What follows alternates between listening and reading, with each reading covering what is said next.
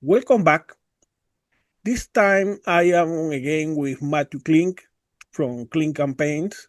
And you must remember we had a very heated but fruitful, productive discussion about immigration.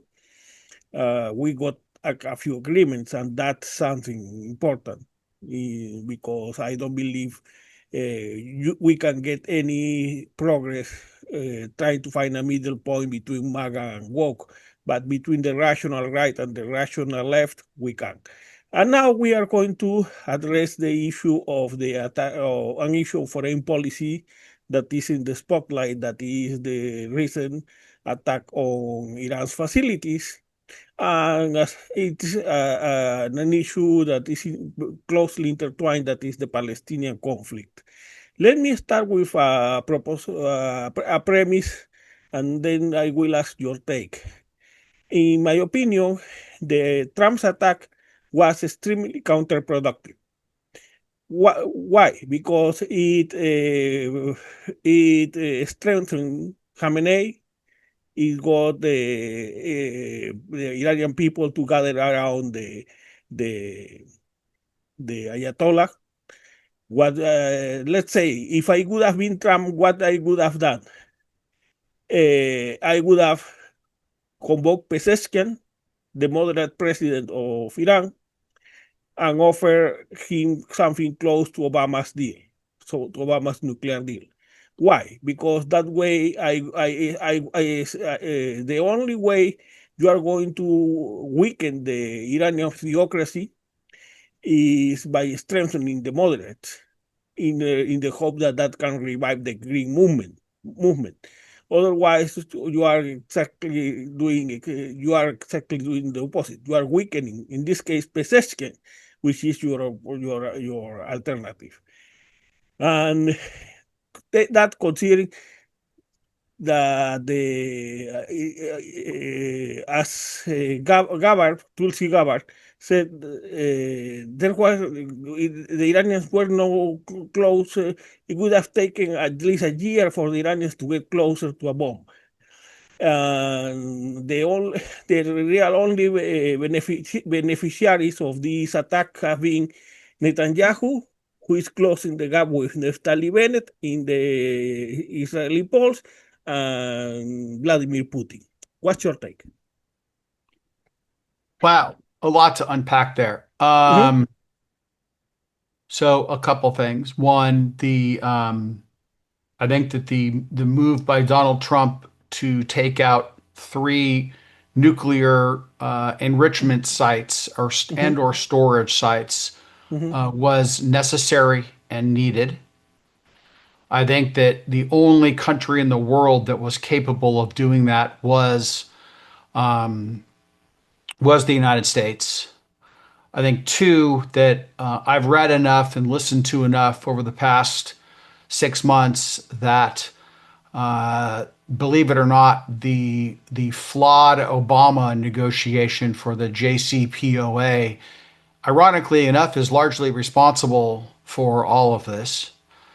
And then third, I think that I'll use a term that the woke likes to use. I think that American politicians like to do what I will call West splaining, meaning that if we can just bring them into the fold, they will behave like rational actors.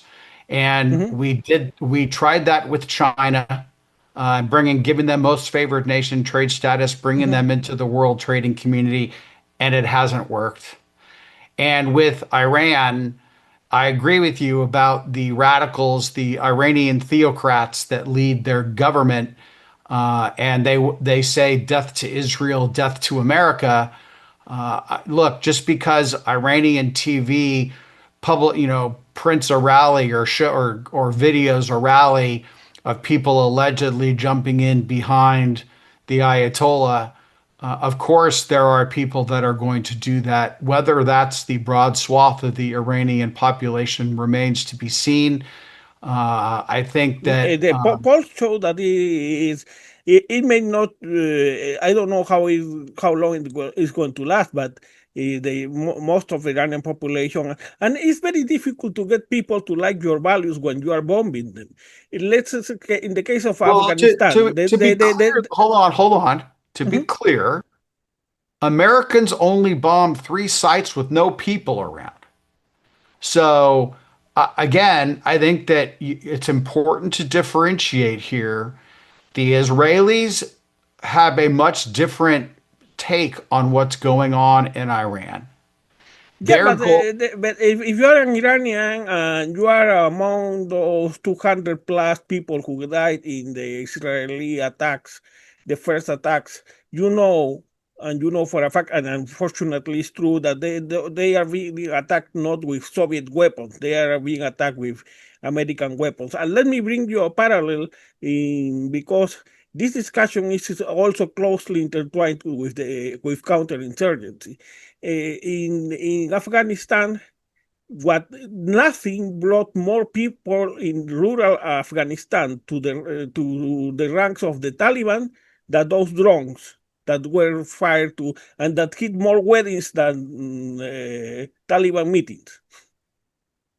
okay, the parallels don't work though because the United States launched three very, very targeted attacks that literally put, in the case of Fordo, they put 14 30-pound MLPs, or massive ordnance penetrators through a hole the size of a washing machine. So there were, and let's also be clear that the Iranians they target civilian population centers in Israel. The Israelis, their military is targeting military targets. So the comparison to Afghanistan, other than yes, the U.S. was involved there for 20 years. It is not comparable to what is happening or what happened. Hopefully now, knock on wood, it's past tense in Iran. But I think what your end game was, you said that we need something similar to JCPOA that Barack Obama naively negotiated. And I would say that if Trump is foolish enough to negotiate something like that, then we will ultimately be back at war or back bombing Iran in the very, very near. What when the International Atomic Agency could had access to facilities in Iran with thanks to that deal. And what I am proposing is not just getting back to that same nuclear deal, but to condition it to the participation of Pezeshkian, because the idea for me is to weaken the Ayatollah.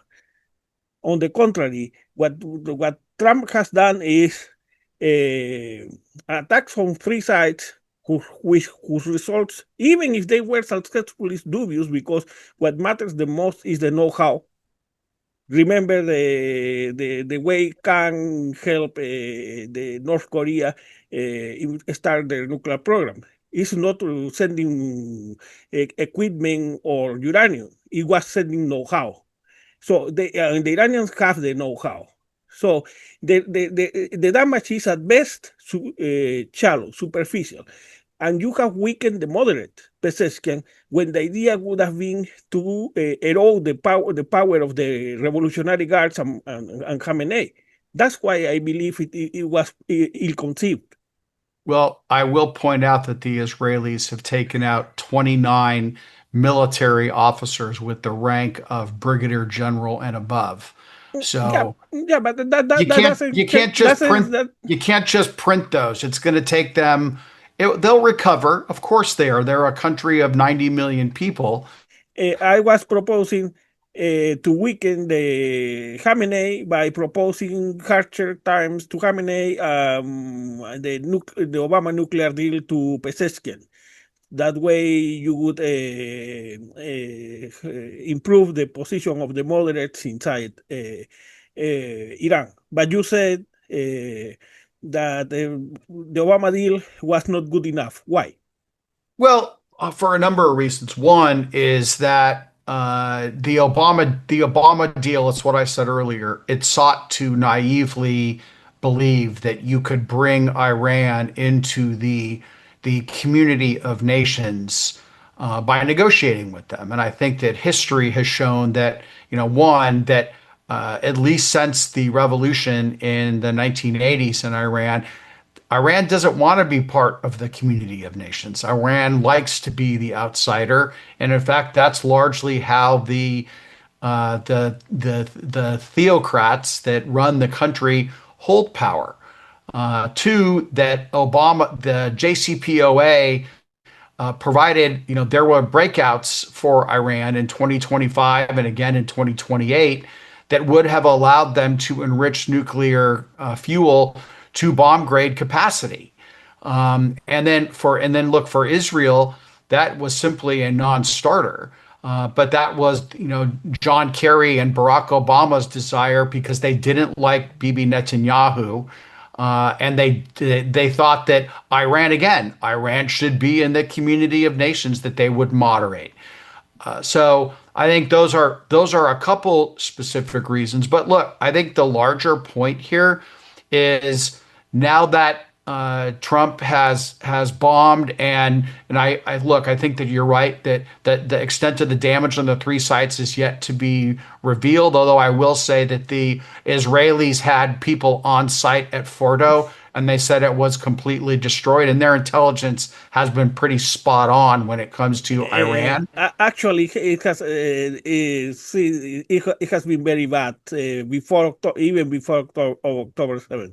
Really? Because they discovered Uh, 200,000 pages of documents that document the whole Iranian nuclear history program. They Netanyahu has been invoking his own intelligence since 1996 to say that that Iran may was weeks from the bomb. okay, Those but must be very long weeks because that may be the case, but in this look, they knew exactly where the supreme leader was. They again, as I said earlier, they took out 29 people rank a brigadier general or higher. They took out the leading minds for Iran's nuclear program.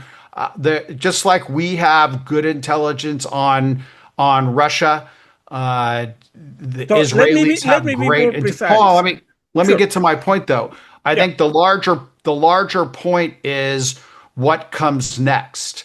And if it's sitting around the same table and having the Iranian stonewall like they did for 60 days in the past, I think that, as the Iranian foreign minister said, that Israel and Iran will be back at this again, and I would much rather be Israel in this case as opposed to Iran. Israel didn't start targeting Iranian population centers. They could very easily just look at what they've done to Gaza. Number one, so if the goal, regardless of what was the intention of Kerry and Obama, regardless of whether they believe that they could bring the Ayatollahs to a friendly relationship with the West, the matter is that that gave access to the International Atomic Agency to Iranian facilities in ways that the non-proliferation, in ways that even exceeded the attributions of this agency under the non-proliferation treaty. So that was something that is something that is may be about to be lost because the Iranian parliament has already decided that they are going to withdraw from the non-proliferation treaty. So we are going to be much worse. I don't believe We may be much there worse. are many things that are still to be seen. But I don't believe for a moment that you can bring the Ayatollahs to a friendly terms with the West. So, but regardless of Kerry's and Obama's intentions, it was a effective way to contain the threat. Besides, Well, except that it would have allowed. besides that, according to even the CIA's intelligence, Iran was at least a year from getting a bomb, at least Okay, a you're year. So again, another month would have made you're no difference. you're cherry picking intelligence, one intelligence report to prove your point that was said earlier that used an intelligence estimate from the Biden administration. So again, every other the look that the fact that they were a year from a bomb is irrelevant. What is relevant is the fact that they had, and this is not in doubt because the IAEA has said it as well as Israel and America, they have nuclear material enriched to 60%. You don't enrich to 60% for civilian nuclear purposes. You do so, and Yeah, that coupled but with their efforts, they coupled with reach. their efforts to build a ballistic missile program, existential threat not only to Israel but ultimately to the United States. Yeah, but it's true that you don't enrich to 60% for civilian use. Correct.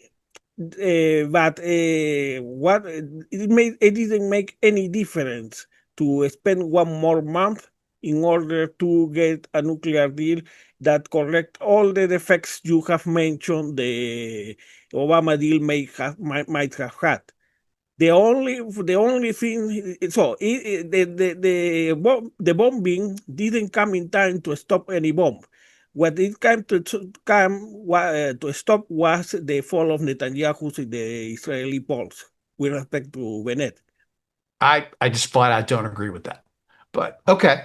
I mean, look, that's what the far left and the pro Iranian supporters will say. No, the far left would say they have the right to have the bomb because they are genocidal, blah, blah, blah, blah. No, I am saying that it was a I clumsy do way. not I do It, not buy that Bibi attacked Iran, what is it now, 15 days ago or 16 days ago because he was falling in the polls at home. I'm Oh sorry, yeah, I just don't buy it. but you can read Haaretz, you can read the Times of Israel. He's bragging Correlation does day not and night. equal correlation does not equal causation. I'm sure that there are some in Israel that are making that point, and I'm sure that there are others that are saying no, that it wasn't that Iran was an existential threat and the time was now.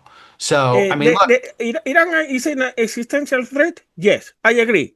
That the time was now. No, I don't, because but guess especially what? We don't get a vote.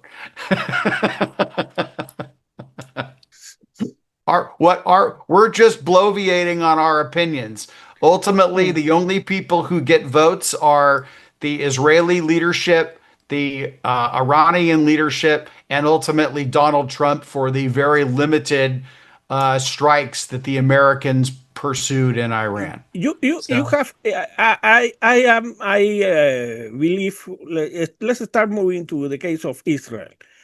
Uh, I am more on the side of Ehud Olmert, who offered the best possible deal to Mahmoud Abbas from Fatah, the Palestinian Authority, uh-huh. and Abbas was so stupid that he refused that deal. Well, Uh, that there's a long line of failed Palestinian leaders who have turned down good deals because they couldn't sell it to their population. and I believe that Galan made a lot of mistakes in terms of counterinsurgency, but I don't doubt about his honesty. And he's a very hard hawk in the Likud. I respect Galan, despite even though in terms of tactics, in strictly military view, yeah, he was right. He was the decapitating Hamas. Yeah.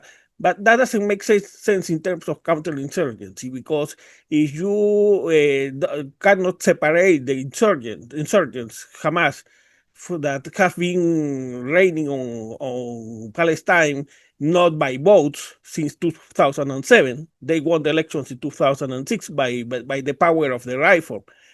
And if you don't separate the insurgents from the population, if you attack the population, the insurgents, no matter how much the collateral damage is, you are pushing the population because at first they are going to be afraid. They are going to want peace no matter what. But when the dust settles, they are going to be angry, be enraged. And Hamas has already replenished its ranks. The numbers at least there may not be as seasoned soldiers as the previous insurgent, the militants, but that's the result of precisely a torpid strategy that doesn't take the lessons of counterinsurgency. But in the case of Netanyahu, I have no respect for that now. He has tamed, he fired Gallant because he wanted to tame the IDF, because Gallant expressly accused Netanyahu of using the war for political ends. According to Gallant, the goals in terms of Hamas had already been achieved. And he has already forced to resign the leader of the Shin Bet. The Shin Bet, for just in case, is like the FBI in No, our I country. understand. I know what it is. And he's trying to call the fire the attorney general because he doesn't like the attorney general. He does in a democracy. You don't have to like the attorney general as long as the attorney general is fair, and not to Wait, mention. so Mhm. you're faulting you don't like Netanyahu because he's a better politician than other Israeli politicians who don't like them. I mean, I'm sure that your viewers will be shocked that politics broke out in the Knesset. That was you mean the Haredim vote? The Haredim because it was. Look, all of them. I mean, the fact that of course the opposition party is going to call into question the reason why they're now voicing those concerns is because the Hamas threat has largely been neutralized. But That's my concern that it has not been neutralized. What really, happens because they're not attacking Israel right now, nor is Hezbollah. that's exactly what insurgencies do. Go from Vietnam to the Algerian And revolution. that's why the Israelis haven't stopped for that very reason. That I mean, I'm not following you. I mean, look, my study on insurgencies, and Mhm. by the way, the Israelis have written the textbook on how to combat insurgencies. And they have been So so I wouldn't unsuccessful use that they Vietnam got or attacked in October Algeria. 7th. I wouldn't use Vietnam or Algeria as Oh, but successes. I would they use. are you have even in a bizarre turn of events the Jewish settlers in the West Bank behaving exactly like the Piets North in the case of Algeria.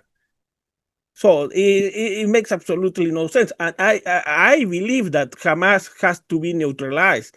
I believe in a version of the Olmert plan where neither Hamas nor Fatah has any role in the future of Israel, where you can overhaul the Palestinian Authority to be a working institution that prevents what happens in 2006. And So what then let happens? me ask you this. Do you believe that necessitates a two-state solution? Yes. Okay, and that's never going to happen.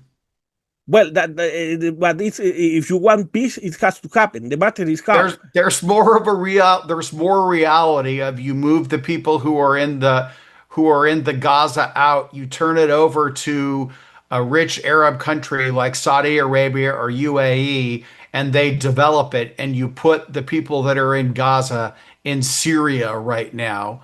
And that's more likely to happen than a two-state. Israel will never sanction a two-state solution. With the mediocre and fragmented opposition that they have right now, and the Democratic Party here playing dead, of course not, because the Biden, and I have been extremely critical of his mediocre policy towards Israel, because instead of embracing the plan of a former Israeli foreign minister, Ehud Olmert. He decided to turn Bibi, his pal Bibi, into Julius Caesar.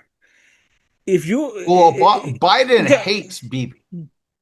They don't like each other. I don't know if he hates it, but Oh, the he does. matter So does Obama. the matter is that he did exact the only thing in which the only episode in which Biden didn't follow Netanyahu's cue was the when he suspended for a while the ate about 20,000 pound bombs, but the other weights of bombs, oh yeah, no, those continued. So pretty much Biden was carried in 2014. You remember that a hell of a pinpoint operation? I'm sorry, what in 2014? In 2014, John Kerry tried to rain on Netanyahu, and Netanyahu deceived him, played him like a fool. And then, in an interview with Fox News, there was a recording where he called sarcastically the operation as a hellhole of a pinpoint operation, because we're realizing that he has been fooled by Netanyahu. So that's unfortunately the case of the Democratic Party. And I believe that that hurts also Israel, because you create it's like in the case of Afghanistan, you you use strictly military tactics and you beheaded the Taliban. And then what happened? They were replaced by a more radical new wave that is the little monsters that are running Afghanistan right now. You are going to replace Hamas with another version of Hamas that one way or the other are going to continue hurting Israel. And that's No, they exactly they what I they don't want. may. I don't think you can compare the Gaza to Afghanistan, but they're culturally there's significant cultural differences. But They are pushing so in counterinsurgency you have basically three basic cases. One, the insurgencies have no political support, like the Bader-Meinhof in the case of Germany, so they are eliminated by the police. End of story. They have political, they have support from the population, like the Algerian Revolution. Sooner or later, they win. And then you have three, the case of the Central America in the 80s, or the Second Chechen War. You practically destroy the country or turn it into a failed state. And that way, yeah, you eliminate the insurgency, but then you turn that territory into a failed state. Uh, in, well, that even you prior I to what I am afraid is that where Netanyahu is selling the third situation. Let's evict the Palestinians, which is called not genocide, but it is called ethnic cleansing, and let's solve the problem that way. Is that accurate? uh, again, we've a little bit straight off of what we were going to talk about as Iran and the U.S. But no, Okay. I look, I don't believe that first of all, no, I do not believe that the Israelis are engaged in ethnic cleansing. So no, I don't agree with what you said. You may They want to cite evict the population or not? I think that they want to make sure that the attacks no longer come from the Gaza.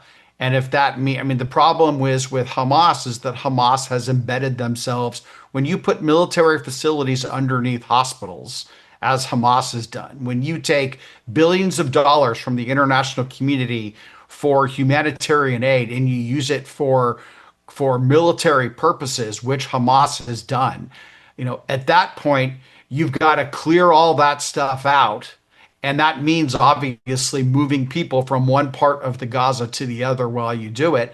And the Israelis have done a pretty decent job of that. And whether you say that that means they want to get rid of the people or not, they're going to move them around. The problem that, frankly, the people in the Gaza have is that nobody wants them. The Israelis don't want them. The Egyptians certainly don't want them because everywhere they go, they cause problems.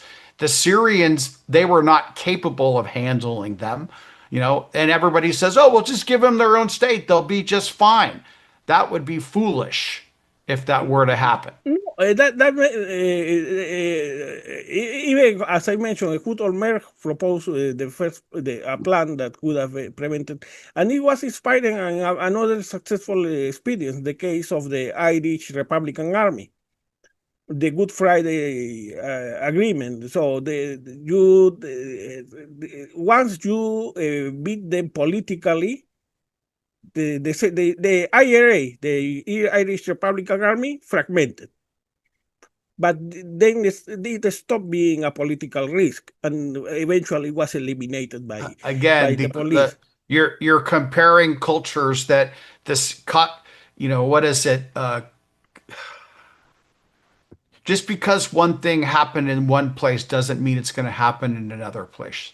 That what happened, just why what happened in Afghanistan is dissimilar to what's happening in the Gaza, and what happened in a culture like Ireland with is in no way, shape, or form like what's happening in the Gaza.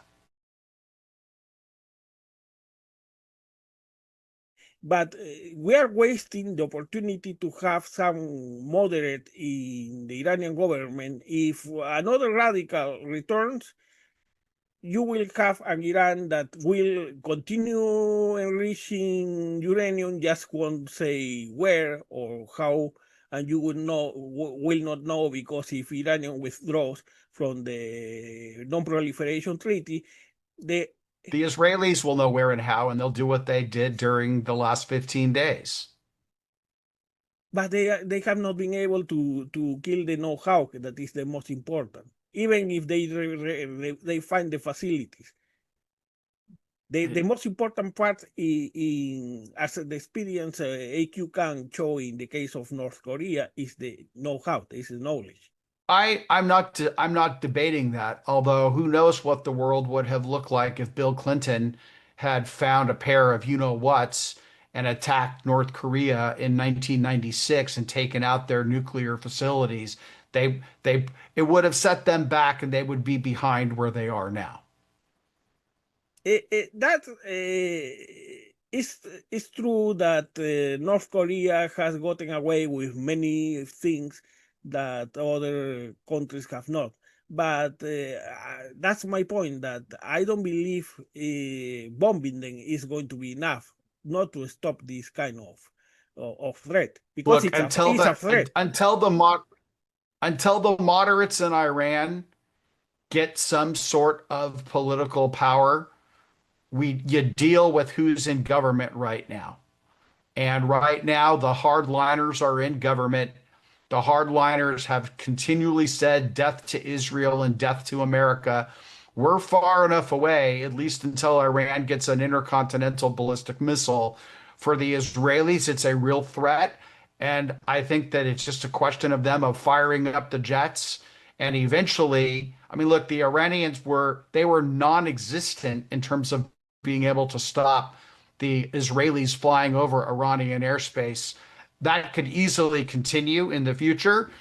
And ultimately, the civilian population is going to get fed up. And oh, by the way, I forgot to add Mm. that, and you cripple them with sanctions. You don't give them billions of dollars like Barack Obama and Joe Biden did. You cripple them with sanctions, and ultimately, the people will rebel against the government. That has never happened. That's the problem. On the contrary, sometimes it has had the opposite effect. And you have right now somebody like Pezeshkian, who since the very moment he took office, who he offered an olive branch to the West. And unfortunately, the stupidest Tony Blinken didn't took it. No, I think that we'll see how the negotiations proceed. Iran has never been Iran has never been forthright and honest in negotiations. So we'll see how they go. We may be back at this in 6 months. One point. where I would agree the Obama deal was found wanting was the issue of Iran's proxies, Hezbollah. But the issue of Iran's proxies, in my opinion, is closely linked to the issue of Palestine. And because why? Because precisely the narrative, the political narrative, from the Houthis to Hamas to Hezbollah to Islamic Jihad and all those groups, is the flag they use is Palestine. Once you deprive them of that flag, they just are reduced to a bunch of flags. Uh, um, that's precisely the problem, that the Israeli government doesn't want to create a Palestinian state. Palestinian state that, in which, by the way, I must say, neither have Fatah nor Hamas should have a role. But the Palestinians have historically not wanted to create a Palestinian state. Yasser Arafat walked away from the Dayton Accords. I mean, we went through this. You have consistently all of those groups have one thing in common. They don't want Israel to exist, period. That's correct. And but like any insurgency, they don't need to represent most of the population. Not even the Russian the Bolsheviks were the most of the population in 1917. They just have the rifles. They just are much better organized than the rest of the population. So and I agree. I admit that, for instance, it was in the case of Rabin, it was Yasser Arafat. Arafat's fault. In the case of Olmert, it was Mahmoud Abbas' fault that the Palestinian state didn't go through. But that shows that what it shows is not that the Palestinian state is unfeasible. What it shows is that the Palestinians have terrible leadership. Well, clearly they don't see a need to make a change or they're content with corruption. So, I mean, look, the challenge is, and I know this from running political campaigns, changing people's minds is very difficult. It is extremely difficult, it's extremely expensive, and it takes a long, long time. And I think that unless and until there are moderate voices that rise up, and frankly, they have to do it independent of Israeli or Western involvement, unless and until that happens, I don't see any solution to this coming to pass. All I can say though is that again, I look at the Middle East right now, and the best thing that could happen would be the expansion of the Abraham Accords. And as more nations in the Middle East normalize relations with the Israelis, more and more pressure will be put on the outlying countries to Well, figure it out, or they will be further branded as apostates and outliers. but the Abraham Accords are pretty much in ER. Because nobody in Saudi Arabia or the Arab states wants to be associated with Israel, with the image, the harrowing images of Gaza in the background. So that's why Trump has been bypassing Israel and trying to deal with Saudi Arabia in terms of atomic energy deals with any mention of Palestine or of Israel. So that's the problem. That this also hurts Israel because it isolates Israel just to improve Bibi's chance of beating Bennett. Well, look, Israel's less isolated now than they were 20 years ago by a long shot. You have countries that have established diplomatic relations with Israel. You have the Jordanians actually uh, defending drones flying over their country that were ultimately designed to hit Israel. Yeah, So that's again, true. And they and King Abdullah is afraid of having an insurgency on his own, because that has created a lot of political instability. So that's my point. So in the case if you take into account the Olmert plan, you would have a process to create institutions that in which neither Hamas nor Fatah have any role. And that should have been that would have been given the window of opportunity for to create that precisely that conscience among the Palestinians that they don't have to be passive, they don't have to passively accept the violence of Hamas or the corruption of Fatah. That's why I advocate for a two-state solution under that pattern. Not say a state two-state solution and let Hamas govern. That would be plainly stupid. Yeah, well, I mean, look, the Olmert plan, I just quickly looked it up because I wasn't Mm-hmm. familiar with the specificity of it. Mm-hmm. That was 20 years ago. I know there are articles from 2003 and 4 in the Times of Israel, Le Monde. What happens is that the American media has barely paid attention to that.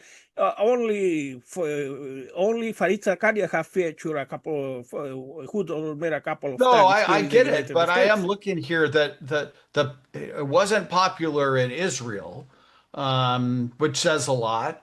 Um, I mean, again, we'll see. I don't think that a plan, maybe a modern day plan like that. But again, I don't see anyone in Israel other than the radical left. There's no moderates in Israel that are clamoring for a two-state solution at this point. That's what happens in insurgencies, precisely. For instance, in the case of Algeria, the first target of the FLN was the moderates, because they want the moderates to disappear. They want to radicalize the positions between the occupiers on one side and the liberators. And so you have to choose between the two because there is nothing in the middle. That's how all from the Viet Cong to the FLN, that's how insurgencies behave. That's why I say these people have no sense of counterinsurgency, and Well, by I meant doing there's so, no they help there's their no enemy. middle of the road in Israel. Uh, well, in Israel, unfortunately, I have to agree, the opposition is extremely mediocre and fragmented. Yeah, I'm not talking about what's going on in the Gaza or in Lebanon or other places. Um, I'm talking about Israel. And again, I think that Israel and their counterterrorism effort in the Gaza and in the West Bank and in, what they did in Lebanon, that's a direct result of rooting out bad actors. But I don't think Israel just wants breathing room. They're not going to be content anymore with terrorists firing rockets Mm. consistently into their territories.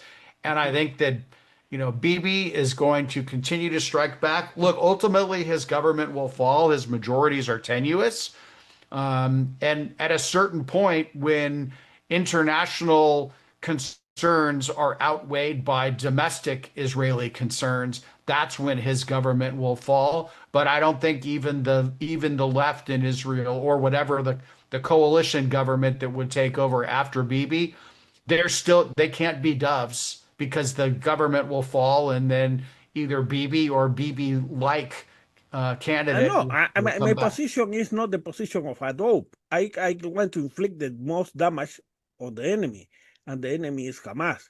But the way you inflict the most damage on the enemy is not strengthening, is not giving them a narrative, is destroying the narrative, depriving of depriving them of political oxygen. So reducing them to the quality of thugs. That was what You don't happened with think that the I IRA mean, after the Good Friday Agreement. Hamas has a new leader, but they've gone through three.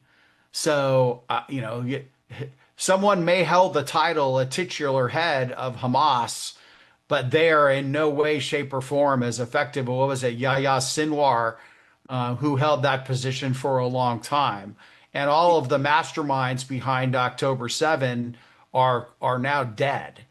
So Deservedly dead. But the matter is that insurgencies play in the long term. You behave them, then they take because of their cellular structure. It takes them some time to reconnect, and then you have another leader, and then you are in an endless loop fighting the same war over and over. But I wanted to give you because I have been dragging too much probably the conversation to Israel. I wanted to ask you what other issue in the case of Iran deserves to be more on the spotlight. Look, I think ultimately is, hopefully that the Iranians will be in a more forthright and open conversation instead of stonewalling for 60 days. I think that if the Americans do what they want to do, there will be no more intermediaries talking between Iran and the United States. That you might have you might have people in the room from other countries, but it's going to be America specifically talking with the Iranian leadership about their ability to enrich uranium. I have no doubt that the Iranians will find a way to cheat and find a way around it. I think that that's why there will, hopefully be some inspections, but but I don't think you're going to see the Obama or the Biden attempt of, if you do this, we'll give you tens or hundreds of billions of dollars so that you can not only fund terrorists around the world, but you can also then fund your enrichment program. I think it's going to be very, very harsh, very, very strict. And if the Iranians say no, they've lost. They're getting their you know what handed to them badly right now. Trump won a new nuclear deal under duress. And by definition, a negotiation under duress produce unstable deals because of what you Well, say. a negotiation under non-duress You produced no cannot trust the deal. Ayatollahs No, because I agree, but the old paradigm didn't work. So now we've taken out leaders, now we've taken out military hardware, now we've taken out ballistic missile capability, now we've taken out nuclear enrichment capability, and that changed the situation. Either Iran comes to the that table creates or a mirage. I'd say probably instead of inflicting sanctions on Rouhani, what Trump should have done in the first administration is exact additional concessions. The same way as but that's 6 years. he got Come on, additional that's in concessions. the distant past. You might as well be talking about Obama giving them hundreds of billions of No, dollars. because The well, you say that it has not been tried. So, the reality of the situation is right now is that the the chairs have been rearranged. And if you doubt that, just look at the Israeli fighter pilots flying above Tehran with no threat of being shot out of the sky. That could easily, they're not going to rebuild that capability quickly. And if the Iranians don't come to the table with something tangible, it's a snap of the fingers for the Israelis to go back and continue to beat them up. they are not going to reveal it quickly. I agree, but the matter is that you will not know where and when they are revealing it, because what happens is that even if Trump gets a deal, unless it has many of the traits of the Obama deal, at least when it It will comes have to, real inspections where not where the Iranians can pick and choose what facilities get inspected and what don't. for instance, you are mentioning something in which there is room for improvement. The powers of the atomic international atomic agency to supervise the sites. Uh, but the matter is that unless you get reliable partners, a stronger position of the moderates, as long as you deal only with the national security, the Revolutionary Guard and Khamenei, you will always have a very fragile. Yeah, but that's not going to happen through these negotiations. You can't include people at the table from other countries if the people in power in those countries don't want them there. But that's precisely part of the pressure. So if you choose your counterpart. If you and the United States is strong enough to decide that they want to continue negotiations with Pezeshkian and not Khamenei. Okay. We'll see. But anything that is similar to the JCPOA, which was a position of weakness, and that, look, I don't trust the IAEA. I trust America. I trust Israel. I Anything that's related to the United Nations is fundamentally flawed, and America should never I trust. know we are running out of time, so I wanted to make one more question, Yes. as precise as possible. Is if you were in charge of improving the Obama deal, what would you add? What would you change? You have just mentioned one issue that is that Crippling. I agree, Yeah. that is the powers of the International Atomic Agency to supervise sites. Well, What I else? don't trust the IAEA ultimately, but no, Well, crippling sanctions, not giving them hundreds of billions of dollars or pallets full of cash is one. Two, unfettered inspections, not where the Iranians get to by whom? choose what do you mean? But By whom? who is going to inspect them if not the International Atomic Agency? I would say the US, maybe Britain, and the IAEA can be a part of it, but not the lead in it. So those are two parts. I think three, that some type of an agreement where Iran agrees that you know they can have enriched uranium up to a certain percent for a Mhm. civilian nuclear program, and if they're found to have exceeded that percentage, that they open themselves up to an immediate military attack and even more crippling economic sanctions. Well, That's a yeah, start. I go, yeah. And you're There going are to say, why would they agree? You're going to say, why would they agree to that? Because they lost. well, that's another point is they see the long term. But no, I agree. So those the points you have mentioned are valid. Some of them were already in the Obama deal. The participation of European counterparts to the United States together with the International Atomic Agency. We have, but their powers have. For instance, there were two cases of violations by Iran of the Obama deal that were not against the enrichment itself, but because they didn't declare sites where they have previously tried to do enrichment, but they didn't declare those And then I sites. know it's not related to the deal, but it certainly is impacted by it. Funding of terrorism activities around the world. I agree 100% if it comes attached with a two-state solution. But in that case, yes, because that way you deprive completely the ayatollahs from Come the on. proxies from their narratives. Yeah, I'm I back. see. I yeah, just to finish your answer is we are you see we are in agreement in the first 3 points. The fourth is because I see it from the point of view of a political war, that is counterinsurgency. You want to deprive your enemy if it's an insurgency of their narrative, because without the narrative they are just a gang of thugs, and they cannot carry the population behind them. Yep. And I don't think Iran will ever do that because they don't want Israel to exist at all. And it's a lot cheaper for Iran to fund a bunch of terrorists in countries around the world than it is for Iran. Iran can't beat Israel militarily. I know, I agree, because they have the weaponry that we provide them. But the matter is that you have to erode the power of the Ayatollahs and the Revolutionary Guards and Basihan.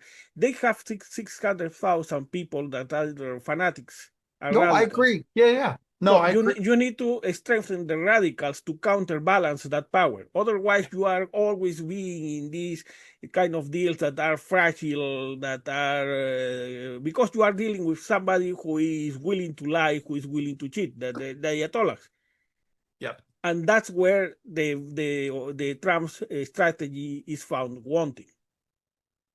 Well, again, Trump's strategy was near term, very specific on three nuclear targets. I'm sure that the United States has a broader play to focus on identifying and helping moderates in Iran. However, that's not going to be public. and nor should it be public. But No, on the contrary, I believe it should be public. What I you don't cannot do know. is, for instance, let's remember I gotta. I've got to go. But oh, okay, okay. No, I understand. Then probably we can leave this for another time. And something else you want to add? I give you the last word. nope. I think this has been a good conversation. We've Mhm, talked about a lot, mhm. and this is a problem that has been.